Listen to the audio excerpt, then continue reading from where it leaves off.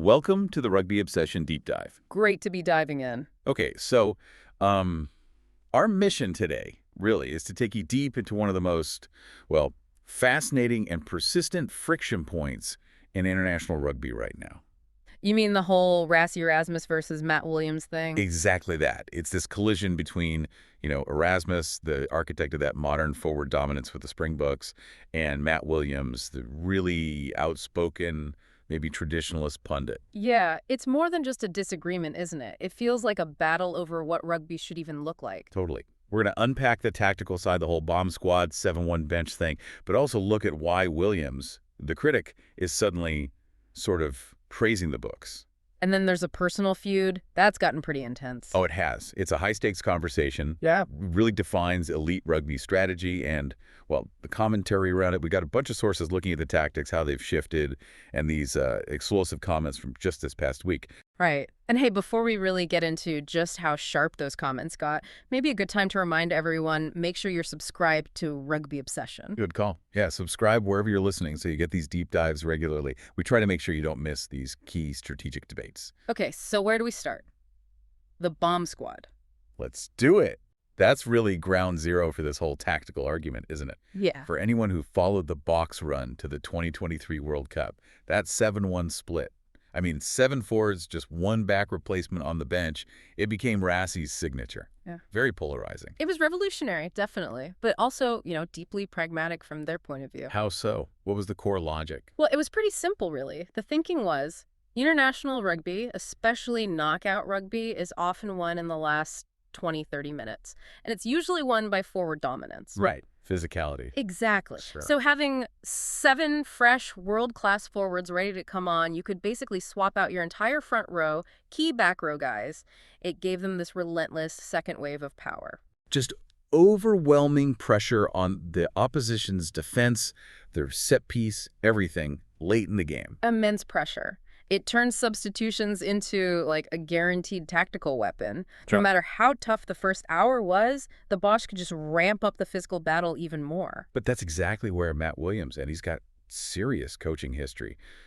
Scotland, Leinster, the Waratahs, that's where he really took issue. Yeah, and his criticism, it wasn't purely about whether it worked. Because, let's be honest, it clearly did work for them. Right, World Cup winners. His issue is more about the risk and maybe the philosophy behind it. He kept saying the strategy was dangerous. Dangerous physically. Not exactly. Not like the hits are too hard. It was more the structural risk he highlighted. What if that single back replacement gets injured?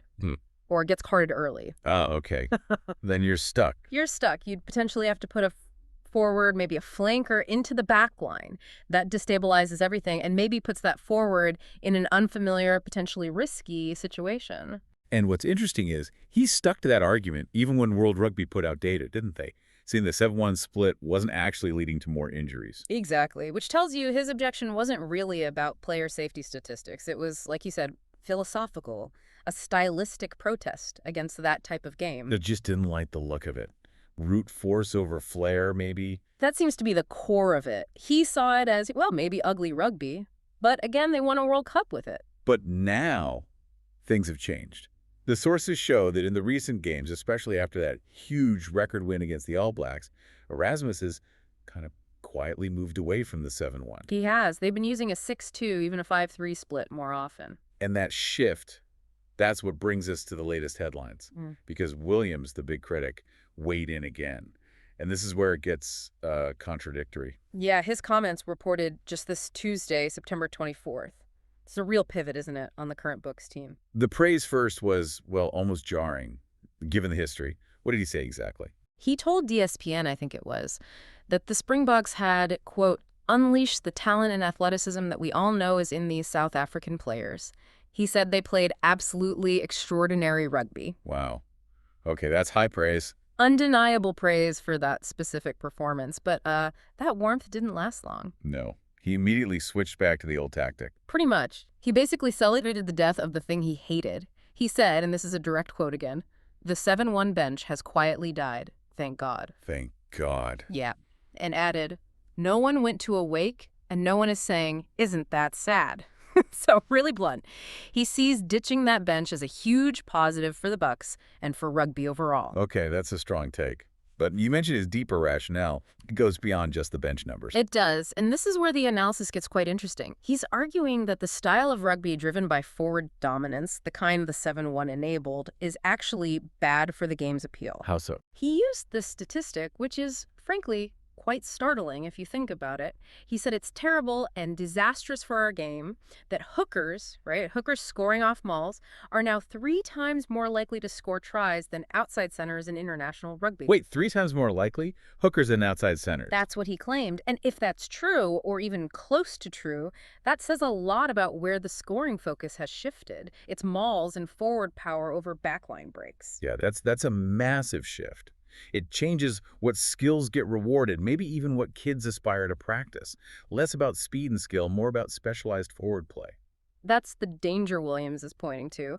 If the tactics prioritize that kind of set-piece try over creative backline attack, does the sport lose some of its broader appeal? Does it lead to tactical stagnation? And he connects the Boks moving away from the 7-1 to fixing this. He does. He sees this shift, with the Boks playing this more extraordinary rugby using a more balanced bench, as bringing the game back towards what he calls equilibrium. Equilibrium meaning? Where, in his words, attack is dominating defenses again. He feels we're seeing that unleashed talent finally. Okay, but is he right?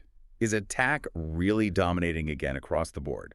Or is he maybe just happy to see a style he prefers coming back? That's the million-dollar question, isn't it? The rugby the Bucks played against the All Blacks was impressive, handling, speed, flair.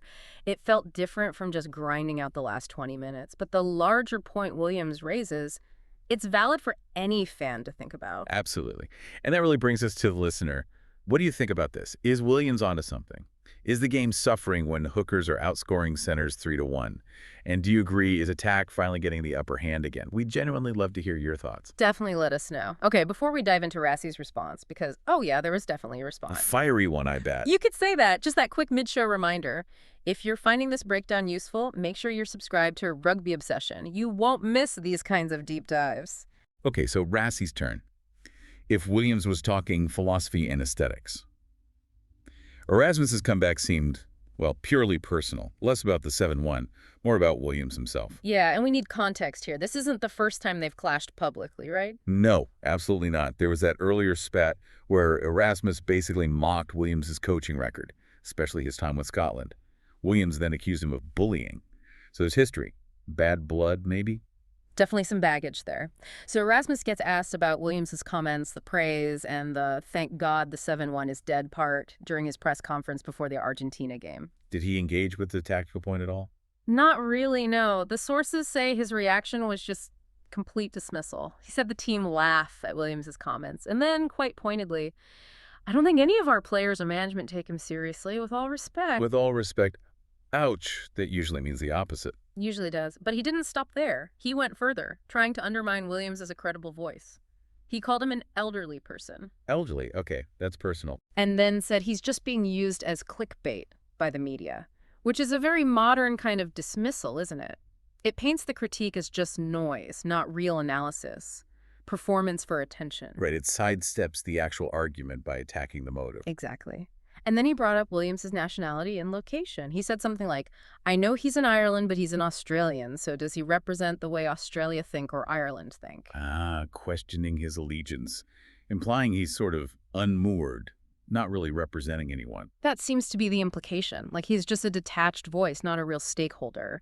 And Erasmus just finished it off by repeating, we hear it, but we laugh at it, just reinforcing that distance. So it really boils down to this core tension, doesn't it? Erasmus, the coach, focused purely on results, maybe using brute force tactics when needed, versus Williams, the pundit, championing a more expansive, maybe traditional attacking game. Yeah, Erasmus's whole approach seems to be, if it works, who cares what it looks like? And any criticism of the look is just irrelevant noise. And because it's elite rugby, and the media loves this stuff, the personal digs keep making headlines. The tactic might change. The 7-1 is gone, at least for now, but the feud rumbles on. The cycle's pretty clear, isn't it? Williams criticizes, the Boks change tactics slightly, win brilliantly. Williams sort of praises the win, but slams the old tactic. Erasmus ignores the tactical point and insults Williams personally. It keeps the whole thing going. So The big takeaway here for you listening maybe isn't just about this feud. It's about watching how fast these dominant strategic ideas, even ones that win World Cups, can change. Or appear to change, anyway. Right. Is the game really shifting towards unleashing talent like Williams hopes? Or is this just Erasmus being tactically flexible, maybe ready to bring back maximum forward power when the pressure is really on again, like in the later stages of the Rugby Championship or the next World Cup? That push and pull between pragmatism, just winning, and the aesthetic ideal, that's what shapes so much of the talk around rugby. We're seeing it play out right now. We really are. It's fascinating to watch. Okay, that about wraps up this deep dive. Definitely make sure you're subscribed to Rugby Obsession on whatever platform you use. Yes, please. Thank you so much for listening to this Rugby Obsession deep dive, and we will look forward to you listening to our next episode.